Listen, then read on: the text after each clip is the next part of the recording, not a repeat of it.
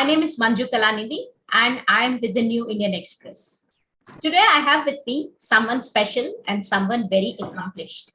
Her Twitter bio reads something like civil servant from Telangana, but she's also a London School of Economics alumni, an environment and empowerment enthusiast. She's into social innovation. She's also rated top 10 bureaucrats of India by several magazines and other bodies. But for most Telanganites, she is the cute, short-haired IAS officer who tweets motivational quotes and other fun things. I think by now we all know who it is. It's none other than Dasari Hari Chandana, District Collector of Narayanpet in Telangana. Welcome, Chandana. Welcome to TNIE Videos. Thank you, Manju, for the wonderful introduction.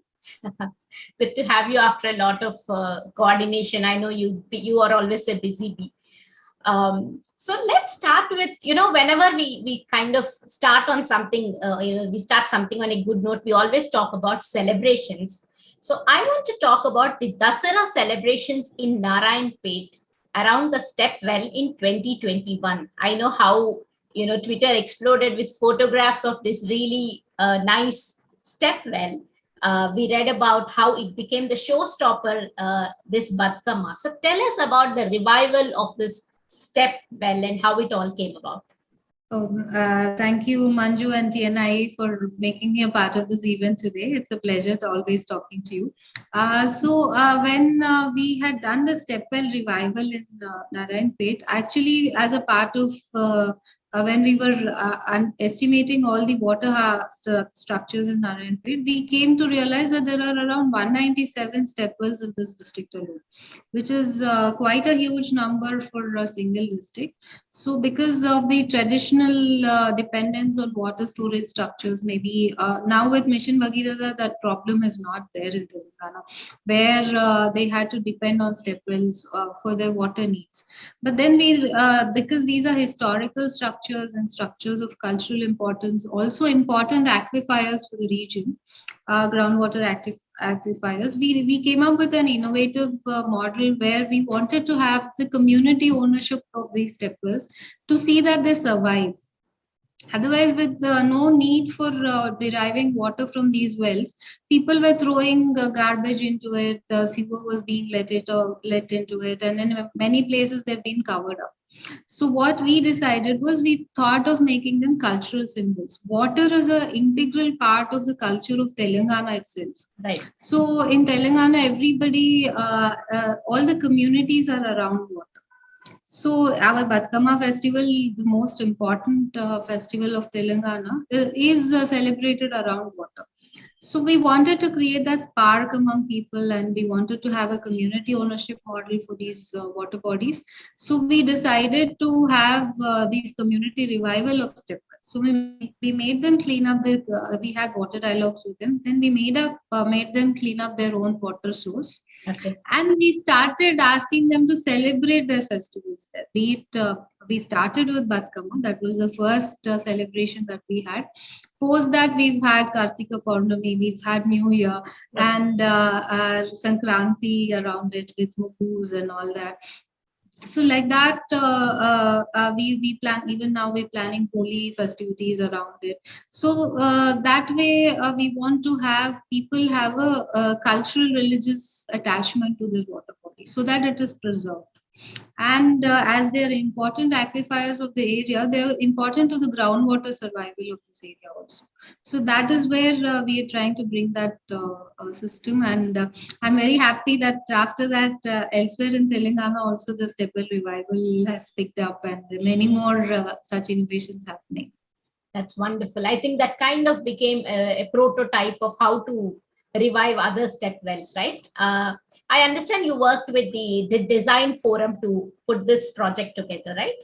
Yes, the design forum and the rainwater project, they have been interfacing with the communities to bring them together and see that they all come together to this protection. And we from the government have been converging various departments and trying to see that all the departments work towards helping the communities conserve it. Lovely. So I think the Stepwell is a good example of environment, innovation, celebration and, all coming together. Lovely. Together, yes. So I also heard that, I mean, we of course we've also featured the work, but we want you to tell this to more of these people. So Narayanpet is now becoming the hub of early coders. I mean, you are catching them young and making young students turn into coders, come up with something creative. And I heard it's not just a handful or a few dozens, not even hundreds, but 5,000 kids have registered for this coders project. So tell us, what made you start this, how is it going, and what's the mission for this? We started this program when a group of software entrepreneurs from Narayanpet, who belong to TITA, had come here. They had thought of starting this on a pilot mode, and we started with 400 students initially. So as you know, coding skills are now the future employable skills. It's in terms of this future employability majorly is going to be in AI programming and also app development and such kind of things. So for which coding and programming are the basic skills required. So what you find is often the rural-urban divide. Many rural students are not comfortable with gadgets, not comfortable with digital education, and that's where they find gap between them and the urban students. Most often the curriculum is same. What is taught in these schools or in the private schools is always same. Syllabus is almost similar, like CBSE or state boards. But it's these kind of skills which create that gap between public private schools and also the urban rural children. So we decided to teach rural children, especially during COVID times when they did not have, they couldn't go out much also from their homes. So we took online classes for them and taught them coding skills, basic coding skills. So we've taught them to 8th and 9th students. As a pilot, we started with 400 students initially, and they were taught the coding skills. Then we evaluated the program with University of Texas, Dallas, and they have also given their feedback on how we can improve the system, how we can modify the system.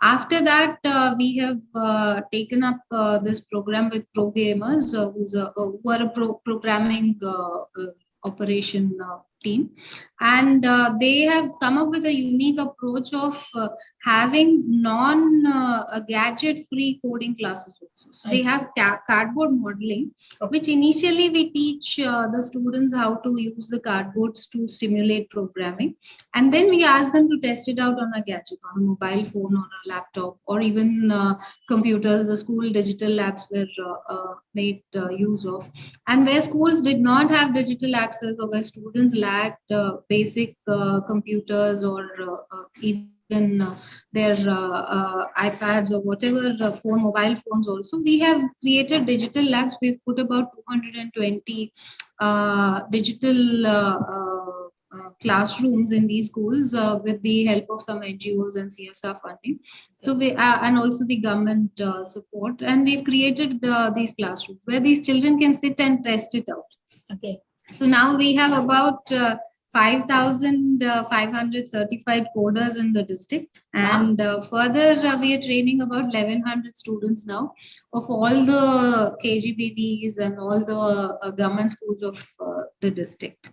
So all the 8th, 9th students are covered. We are sparing the 10th standard students because of their exams. But yeah, so now what we have done is we have trained our teachers as trainers. Okay.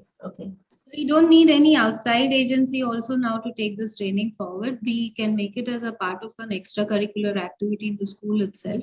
And our studies show that it has shown a significant rise in logical reasoning skills of these students.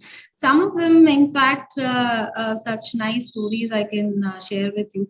Yes. A few students have sent me problem statements of their village. Oh, lovely. So yeah, they have designed, and they have designed a logical flow for it. They said first you should take a drain from this house to this house, and then you should draw a road to that, and then these kind of logical sequencing of things also the students could come out with, apart from creating games and all that. So it's a lovely thing that I could see so much of confidence in these kids.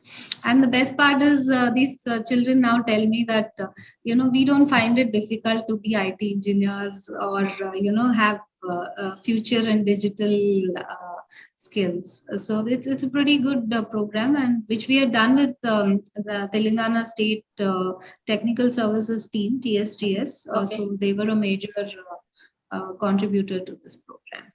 Beautiful, such heartwarming stories. I mean, I know the urban kids are much more, they are into technology, but then to hear about government school kids, I think most of the kids are from the government sector, right? Government schools. Yeah, all of them. All of the students part of this are from government schools. That's amazing. So from a weaver's town to coder's town, I think that's really amazing. And like I said, maybe in future we can probably even expect these kids to become app makers, have their own web platforms for issues that they face, and take part in hackathons. You'll never know what's coming next. Yeah, that's a great idea. I think we should plan that soon for them.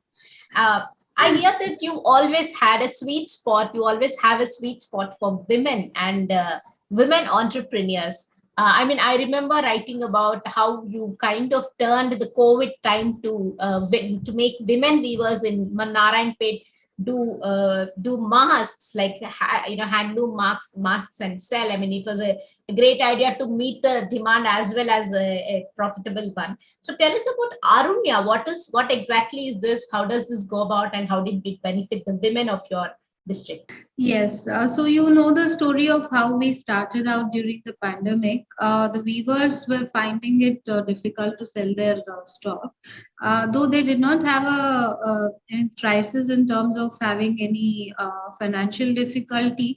They were left with a lot of dead stock, and they could not market. Their work was at a standstill. Right. So what we decided was we also in the past through SERP and through other government programs, we've been continuously training women. A lot of women were trained in stitching, fabric skills, even embroidery and things like that.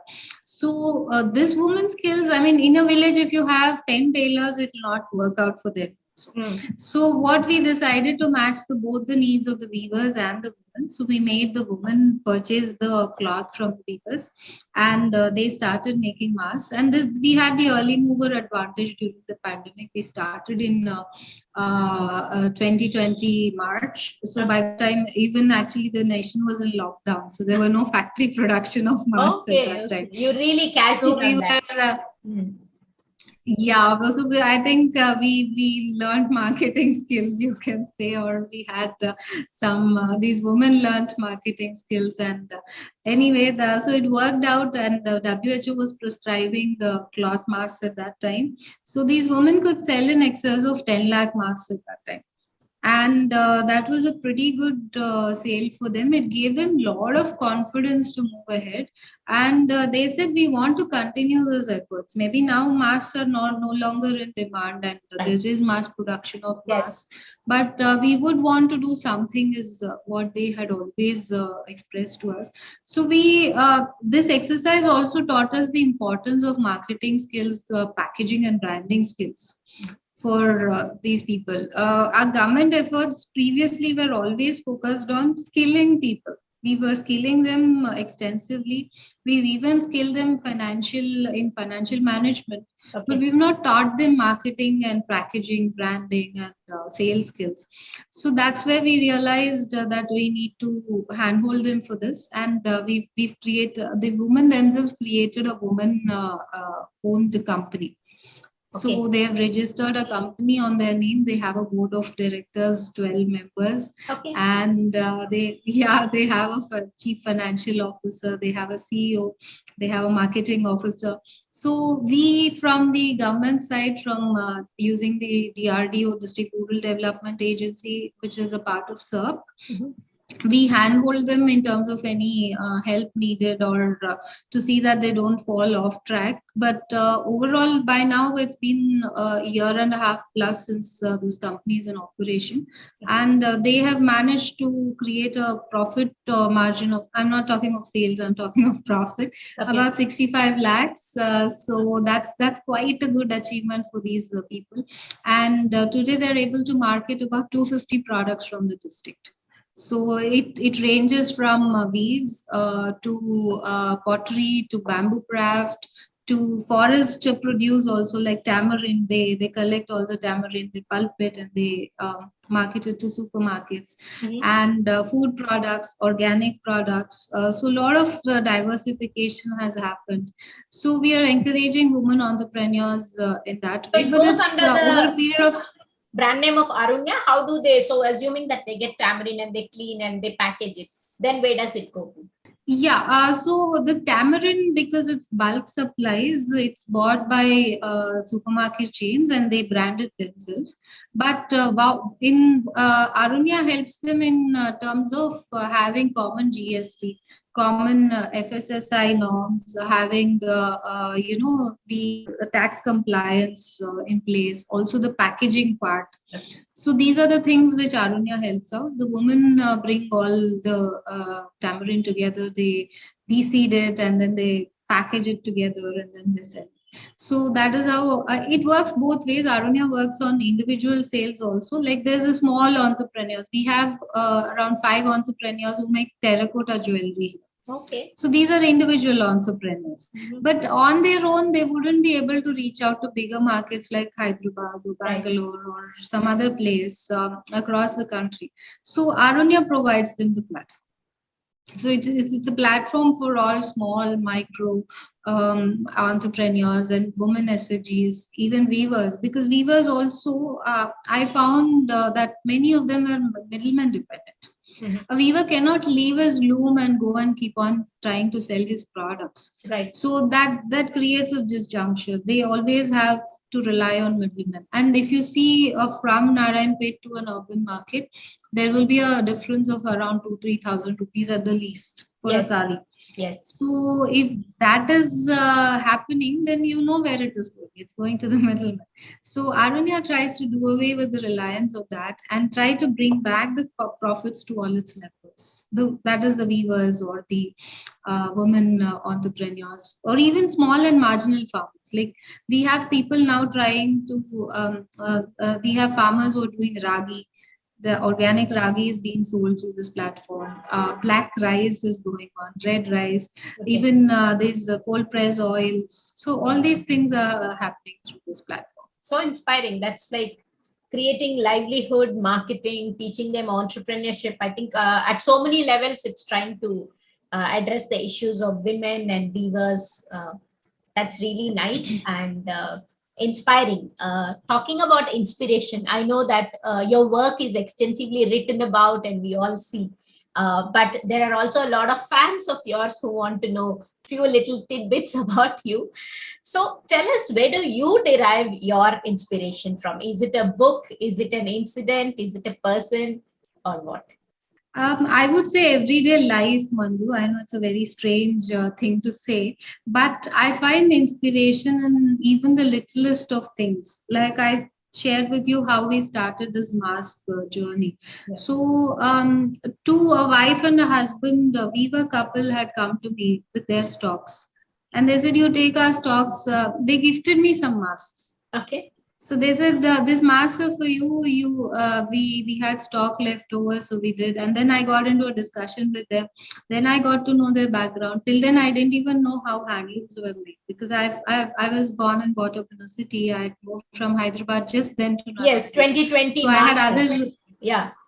Yes, so I was just getting acclimatized to the district, and that's when they came, and that's where my inspiration came. And I think in the long run, they were the inspiration for creating Arunya and creating a sustainable infrastructure for the district. So that's how things start. There are little inspirations, there are big inspirations. I would say from my childhood, I've been inspired by women who've always shattered the glass ceiling in different ways. Not just they were the first doctors or the first persons to go across the world. So you know all those names, and it's very even Marie Curie to have broken the science barriers, Right. Kalpana Chawla, all these people. So they continue to inspire me, and these kind of stories continue to inspire me and work better. So I draw inspiration from everyone around me. And give us a glimpse of a day in the life of Hari Chandana on a busy day. What time do you log in? What time do you go? What are the ups and downs of a day? Oh, I think we have crazy days sometimes where we start. I remember when we were facing the floods in GHMC, they were pretty bad in my previous posting. So I remember getting up at 5 a.m. and going to sleep around 1 p.m. So that those were the kind of days we were like wading through water. Right. I had rubber boots like a workman, so I was just wading through them, and that's a different kind of experience than even sometimes during the COVID when we had the lockdown. Narayanpet is a district which had borders with Karnataka and Maharashtra, so we remember locking down the borders and even literally had patrolling the borders to see that nobody enters the Right. district, and Mm. sometimes such kind of things happen. So IAS officers do not have regular schedules. We sometimes work on weekends, Yeah. sometimes different depending on the situation. So we are more of what do you say, emergency management personnel. A lot like a journalist life. You'll never know. I mean, like at least those in the breaking news, even if they go out on a dinner and then there's breaking news, they just have to drop everything and Absolutely right. and Yeah. handle. And is has Narayanpet given you a different set of challenges because it's like a really different town? I mean, as a weaver. Absolutely. Actually, I have been brought up in different places in Andhra and Telangana. My Mhm. father was an ex-bureaucrat. Right. So I had different rural experiences also growing up. But after college, mostly I was in urban areas. Right. So I did not move back to rural areas for a long time. So Narayanpet has given me a different perspective on how things are, and it's been an amazing journey here for about 2 years plus now in Narayanpet. So, like I said, these people, the spirit, the human spirit, and the kind of drive that people have, and if people like us, officers like us, can give a little spark to these initiatives, Right. they just take off on their own, and then the satisfaction you derive from seeing something sustainable and giving some income to this people, it's an amazing feeling. So it's been a great experience, and something which I cherish. We do see often. I mean, previously, I guess before social media, we wouldn't get to read much, but now often we get to see the little bits of your life and things happening. Like you shared something about Kinnera folks, so it's a lot more interactive. And what are the most common tweets that you get? You have about 80,000 followers on Twitter. I know you're also on Instagram. So what is the most common tweet that you have to read in your timeline shared by your followers? Mostly people keep asking for help. Okay. They ask for different types of help, personal or maybe with their community. I had more of this when I was zonal commissioner in GHMC, Right. because more urban complaints used to come to me on Twitter. No, I never saw the person also many times. Right. I don't even know how they look or Okay. what is the situation, but I used to get their complaints. I used to get their requests for some work, which is a part of our job, Right. or personal help. Also, some of them keep Right. reaching out. For viewers who are watching this, most of you also know that Hari Chandana has done phenomenal work for the Harita Haram. Right, you've been one of those really in the forefront and did. So Collector Garu has given us only 30 minutes today for the interview. So most of you know what kind of work she's doing. But before that, these are some popular questions that my friends wanted me to ask. These are quick takes. Are you ready for that, Chandana? Yes, let's go. So, what are you binging on in Netflix these days? I just finished Money Heist, and now I'm on to Shark Tank. Oh, right. Of course, Yeah, because I always think new ideas always come from listening to all those stories. Right. And there have been many from Telangana and Hyderabad who have been on Shark Tank. I've seen. Yeah. Yes, true. Okay. And three women on social media from Telangana who you think we should all follow? Well, I would say first Kavita Garu. She is a cultural icon and she's been taking up a lot of cultural promotion for Telangana. Right. In fact, many of them had forgotten Batkama. So we used to Yes. see her and remember all this. And Smita Sabharwal ma'am, she's also a big inspiration to all the women of Telangana. Yes. And Swati Lakra ma'am. So she's also been leading the the woman she teams, and that's a great initiative. Okay, so it's Kavita Kalvakuntla, Smita Sabharwal, and Swati Lakra from your side. Okay. Yes. So what's playing on your playlist? Are you into music? Do you listen on your way to work or? I'm quite old-fashioned. Right now, actually, all the old songs of Lata Mangeshkar are there. Oh. It's just that. It just brings back your childhood nostalgia. I can say when somebody is not there, it just brings back. So that's currently on my list. And what's your go-to mantra when things don't seem to be going your way? Is there a single line that you rely upon? Meditate. I would say sit down, meditate. Okay. And do you do it after? Just don't react at the moment. Sometimes people make the wrong decisions with momentary reactions. So respond, don't react. I prefer to. Yeah, if it's something negative and you have very strong negative feelings, I just stay quiet for some time, and I just meditate, think inwards, and by within 20 minutes, I think we see a different perspective to things. Okay. So that's what I would tell everyone: take a break, meditate. Okay, and is there a specific meditation you do, or I mean, like there are these breathing ones, there are anapana, and is there something like that, or you have your own personalized? Mostly it's a personalized this thing, but I've tried heartfulness meditation techniques, and I find them quite good and a good relaxing way to begin your day or even end your day. So I tend to take out some time and try to do that before I begin the day and also when I'm like going to sleep. Right, absolutely. 3 fun hashtags, not the regular hashtags, but fun hashtags to define Hari Chandana. That is a difficult one. Fun is like, I would, like I said, take a break. Okay. Whenever there's a stressful moment in your life, that too shall pass. Okay. That's another one. Mm-hmm. Because there are many times when we think that this is the end of it. But as you go through the journey, you'll realize, you look back and you laugh at it. So that's one. And laugh. Laugh. There's a smile. The smile is a solution to a lot of things. Stay calm and stay smiling. Right. So take a break, laugh, and smile. Yeah. We've covered all of that. So thank you so much, Chandana. It was great talking to you. I know it was a short while, but I guess people who follow your work and who haven't been following your work also will get an insight into who you are and the kind of work.